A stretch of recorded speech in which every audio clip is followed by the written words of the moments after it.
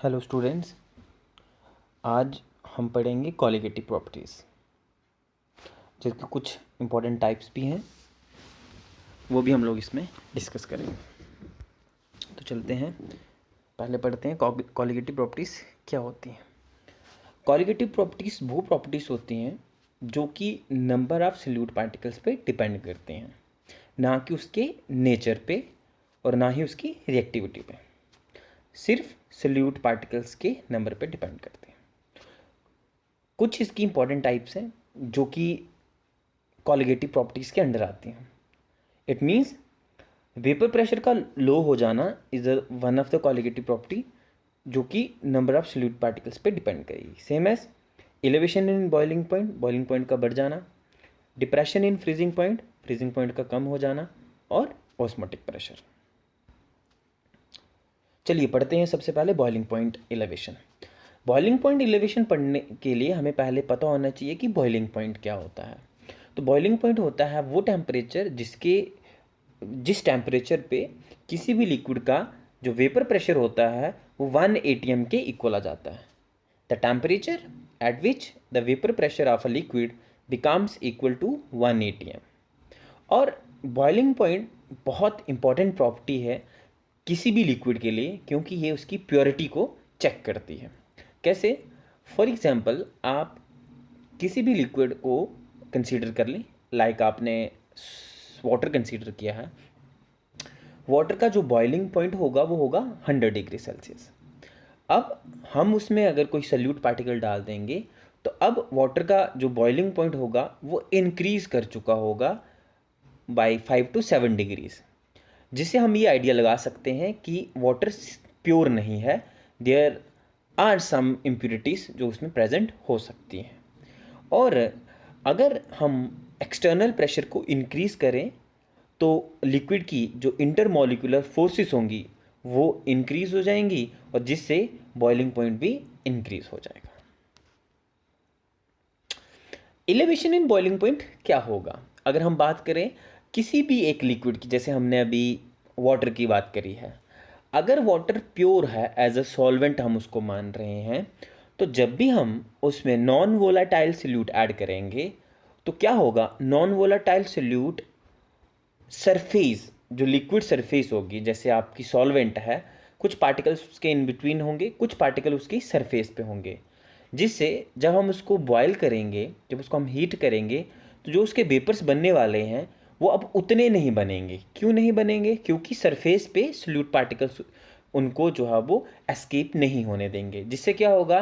Vapour pressure decrease हो जाएगा। और जैसे हमने पढ़ा कि वेपर प्रेशर जब 1 atm इक्वल हो जाए तब बॉइलिंग होना स्टार्ट हो जाता है। पर क्योंकि यहाँ पे सॉल्यूट पार्टिकल प्रेजेंट है, इसीलिए जो वेपर प्रेशर है लो हो जाएगा, और बॉइलिंग पॉइंट लाने के लिए हमें उसको ज़्यादा हीट करना पड़ेगा। इसीलिए हम ये बोलते हैं कि बॉइलिंग पॉइंट इंक्रीज़ कर जाता है। और in order to boil that solution, उस सोल्यूशन को बॉयल करने के लिए हमें क्या करना पड़ेगा? We have to give more temperature. इसीलिए हम ये बोल सकते हैं कि उसका वेपर प्रेशर 1 atm से इक्वल आ जाए। और ये बोला जाता है कि whenever you are adding non-volatile solute in a solvent, boiling point increases and vapor pressure decreases.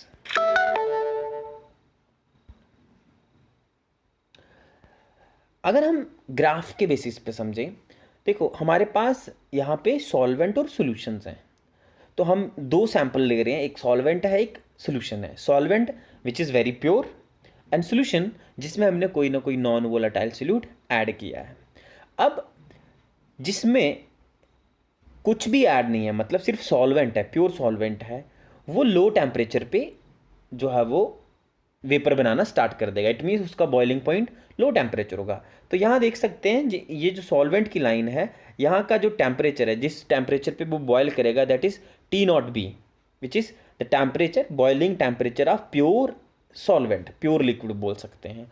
और जैसे हमने उसमें नॉन वोलेटाइल सॉल्यूट ऐड किया तो हम ये जानते हैं कि वो लो टेम्परेचर पे, उसी टेम्परेचर पे बॉयल नहीं करेगा।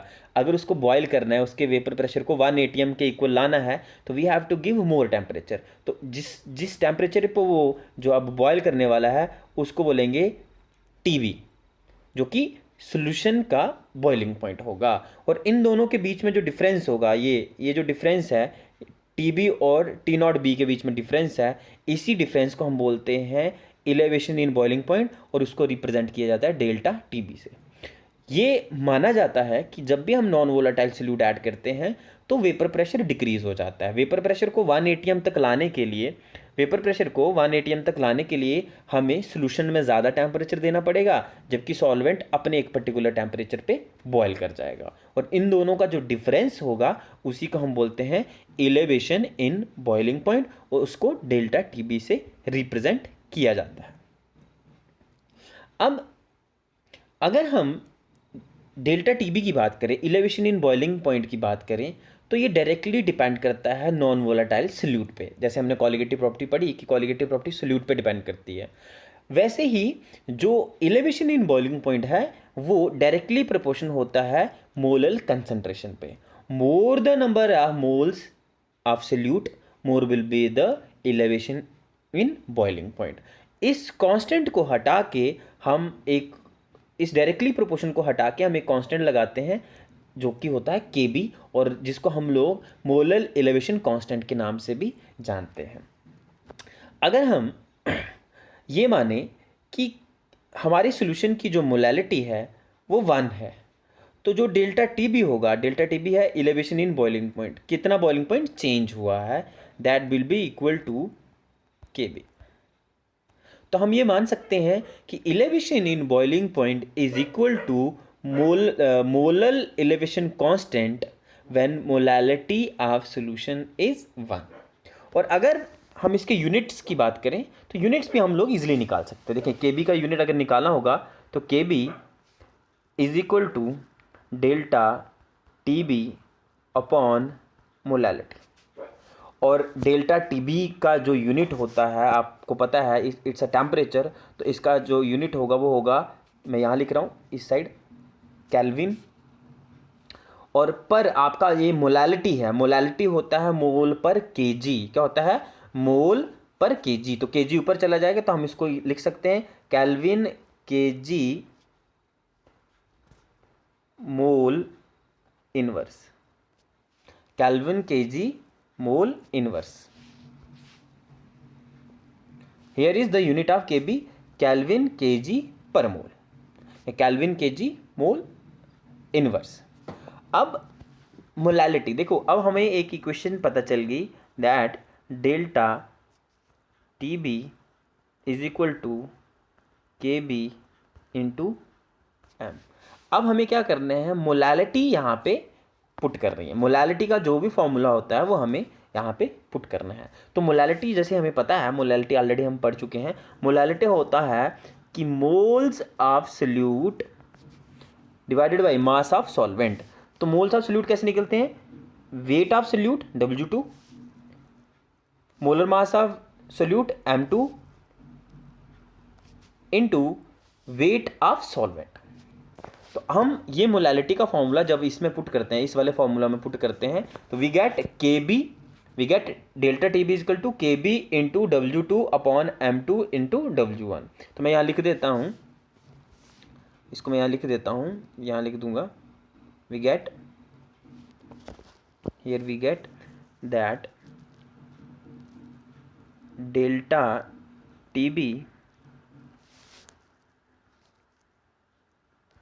TB is equal to Kb into W2 upon M2 into W1। ठीक है। और अगर हमें M2 निकालना होगा तो M2 को हम लोग यहाँ ले जाएंगे और डेल्टा टीबी को यहाँ लेके आ जाएंगे। So we get M2 is equal to Kb into W2 upon delta TB into W1, where M2 is the molar mass of solute, Kb is the constant, molar elevation constant, W2 is the weight of solute, W1 is the weight of solvent in kg, and delta Tb is the elevation in boiling point. So it's very important to find molar mass of solute. Without knowing which solute is present, we can find the molar mass of solute. तो हम easily find कर सकते हैं molar mass by the colligative property. The next property is depression in freezing point. So सबसे पहले हमें पढ़ना है what do you mean by freezing point. तो freezing point वो टेम्परेचर होता है जिस टेम्परेचर पे दोनों state solid as well as liquid को एग्जिस्ट करते हैं. फॉर एग्जाम्पल अगर मैं बोलूँ लिक्विड की बात, liquid is going to freeze while solid is going to melt. So हम इसकी एक और डेफिनेशन ये बनती है, the temperature at which the vapor pressure of solid is equal to the vapor pressure of liquid. उसी को हम क्या बोलते हैं, फ्रीजिंग पॉइंट बोलते हैं. और फ्रीजिंग पॉइंट भी डिप्रेस हो जाता है जब भी हम नॉन वोलेटाइल सॉल्यूट किसी सॉल्वेंट में डालते हैं, फ्रीजिंग पॉइंट डिप्रेस हो जाता है. So here freezing point is also a colligative property. Why? Because it also depend on the number of solute particle present in a solution. तो ये solute particle पे जो है वो डिपेंड करती है. अब यहाँ पे कुछ आपको यहाँ पे दिख रहे होंगे, जैसे रिप्रेजेंटेशन दी गई है. डेल्टा टी एफ जो है वो डिप्रेशन इन फ्रीजिंग पॉइंट को रिप्रेजेंट करता है. T not F is the freezing point of pure solvent. This is pure, not लगा है तो प्योर आपको याद रखना है. T F is the freezing point of solution. तो ये एक सोल्यूशन है. और अगर आपको इसका चेंज निकालना है सेम एज इट इज, जैसे हमने एलिवेशन इन बॉइलिंग पॉइंट में पढ़ा, तो delta T F is the change in freezing point that become T naught F, which is freezing point of pure solvent minus freezing point of solution. TF is the freezing point of solution. So freezing point depression क्या होता है, whenever graph के basis पे हम इसको समझेंगे, whenever we are adding a non volatile solute in a solvent, depression in freezing point takes place. How? जैसे जैसे हम लोग सोल्यूट पार्टिकल डालते जाएंगे, द लिक्विड जो आपकी लिक्विड रेंज है वो इंक्रीज होगी. अगर लिक्विड रेंज इंक्रीज होगी तो वेपर प्रेशर डिक्रीज होगा. वेपर प्रेशर डिक्रीज होगा तो फ्रीजिंग पॉइंट भी क्या हो जाएगा, डिप्रेस हो जाएगा. से फॉर एग्जाम्पल अगर मैं बात करूँ किसी भी लिक्विड की जिसका फ्रीजिंग पॉइंट -5 डिग्री है, किसी भी लिक्विड, मान लो मैं सॉल्वेंट की बात कर रहा हूँ जिसका -5 जो है वो फ्रीजिंग पॉइंट है. We are adding a non volatile solute in it. हमने उसमें क्या करा, नॉन वोलेटाइल सोल्यूट उसमें ऐड कर दिया. जो फ्रीजिंग पॉइंट होगा, पहले वो -5 था, अब वो -5 नहीं रहेगा. It will depress, it will depress to -10 और आइदर टू -15 पे वो चला जाएगा. तो ये कहने का मतलब ये है कि जैसे जैसे हम लोग सोल्यूट को सॉल्वेंट में ऐड करते जाते हैं वैसे वैसे वेपर प्रेशर भी डिक्रीज होता जाता है और डिप्रेशन इन फ्रीजिंग पॉइंट भी डिक्रीज हो जाता है. इसकी एक बहुत बड़ी एप्लीकेशन है जो हम लोग इस लेक्चर के एंड में जो है समझेंगे. पहले हम समझेंगे कि what do mean by freezing point, जैसे what do mean by the depression in freezing point, एक ग्राफ के बेसिस पे समझेंगे. और उसके बाद हम लोग ये देखेंगे कि what are the applications of this colligative property.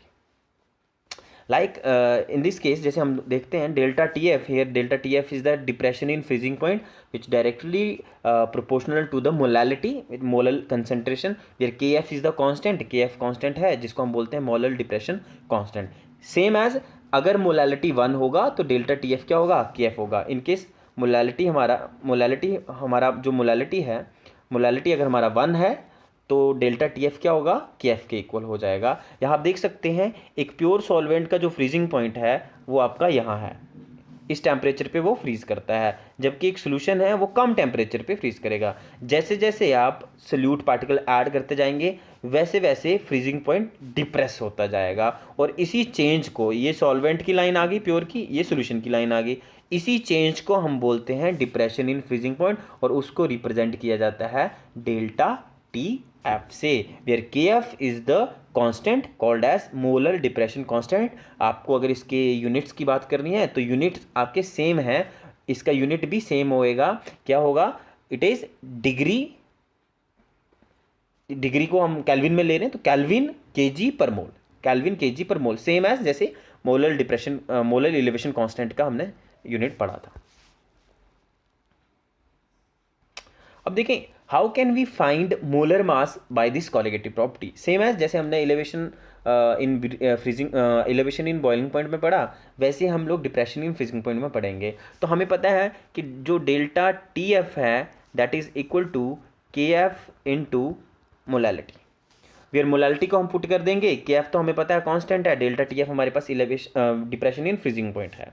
सो अब क्या होगा, हम मोलालिटी में जो मोलालिटी का फॉर्मूला है वो पुट कर देंगे। सो वी गेट, यहाँ पे मैं लिख रहा हूँ delta T F is equal to K F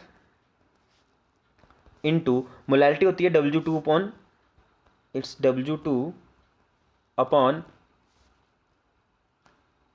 M2 into W1. Okay, so we have delta T F is equal to K F into W2 upon M2 into W1।